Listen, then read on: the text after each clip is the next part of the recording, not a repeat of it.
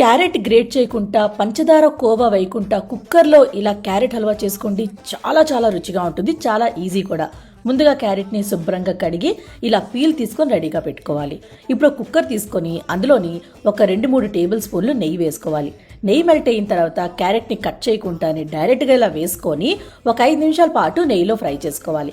అలాగే ఒక 1 tea spoon యాలకుల పౌడరు, కొంచెం ఉప్పు వేసుకోవాలి. ఉప్పు వేసిన వల్ల స్వీట్ బ్యాలెన్స్గా ఉంటుందన్నమాట. ఇప్పుడు 1/2 కప్ అంత వాటర్ వేసుకొని కుక్కర్ పైన మూత పెట్టుకొని 2 విజిల్స్ వరకు ఉంచుకోవాలి. అలాగే 1 లీటర్ పాలు తీసుకొని చక్కగా మరిగించుకోవాలి. లీటర్ పాలు కాస్త 1/2 లీటర్ అవ్వాలన్నమాట. అలాగే 2 విజిల్స్ తర్వాత చూడండి, క్యారెట్ మెత్తగా ఉడికిపోయింది కదా. ఇప్పుడు మ్యాష్ చేసుకోవాలి. మరీ మెత్తగా పేస్ట్లా కాకుండా అక్కడక్కడ క్యారెట్ ముక్కలు పెద్దగా ఉన్నా పర్లేదన్నమాట. ఇప్పుడు పాలంతా వేసుకొని లో టు మీడియం ఫ్లేమ్లో ఇదంతా చక్కగా దగ్గరైన వరకు ఉడికించుకోవాలి. ఇప్పుడు ఒక చిన్న ప్యాన్ తీసుకొని అందులోని నెయ్యి వేసుకొని, నెయ్యి హీట్ అయ్యాక జీడిపప్పు, బాదాము, కిస్మిస్ వేసుకొని ఇవి గోల్డెన్ కలర్ వచ్చిన వరకు ఫ్రై చేసుకోవాలి. ఇవన్నీ తీసుకొని ఈ క్యారెట్ హల్వాలో వేసేసుకోవాలన్నమాట. ఇది ఇంకొంచెం దగ్గరైన వరకు మీడియం ఫ్లేమ్లో కుక్ చేసుకోవాలి. ఇలా దగ్గరైంది కదండి.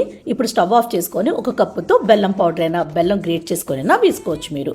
అంతేనండి, రెడీ అయిపోయింది క్యారెట్ హల్వా. చాలా చాలా టేస్టీగా ఉంటుంది అండ్ హెల్దీ కూడా, ఎందుకంటే మనం ఇందులో బెల్లం యూజ్ చేసాం కాబట్టి. తప్పకుండా ట్రై చేయండి.